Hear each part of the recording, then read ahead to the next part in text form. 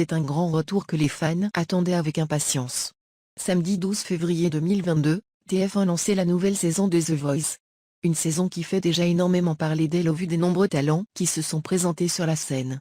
Parmi eux, Vic, jeune chanteur de 26 ans originaire de Versailles qui a séduit le jury puisque les 4 coachs se sont retournés, mais aussi au fait qui a partagé un sublime duo avec Mark Lavoine sur le titre « La balade de Jim ».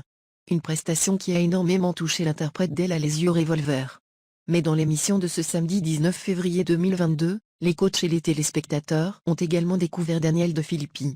Un homme de 66 ans qui n'a pas réussi à convaincre les coachs avec sa prestation notamment à cause de son univers musical déjà bien présent.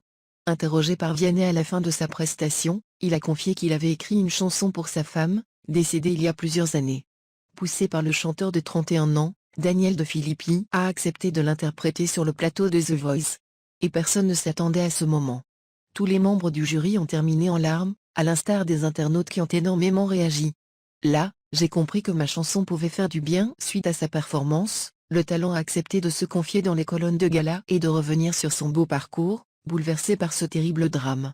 En effet, Daniel De Filippi n'est pas un novice, puisqu'il a déjà sorti un album et déjà fait de nombreuses scènes. Quand on m'a proposé d'y participer, j'ai pris cela comme un défi.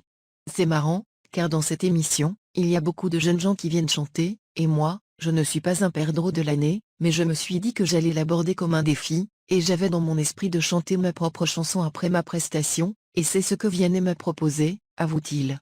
Dans la suite de l'entretien, Daniel De Filippi est revenu sur la composition de cette chanson très émouvante qui a ému Florent Pagny aux larmes. J'ai perdu mon épouse il y a peu de temps, et la chanson est littéralement sortie du piano sans que j'en cherche ni les paroles, ni la musique.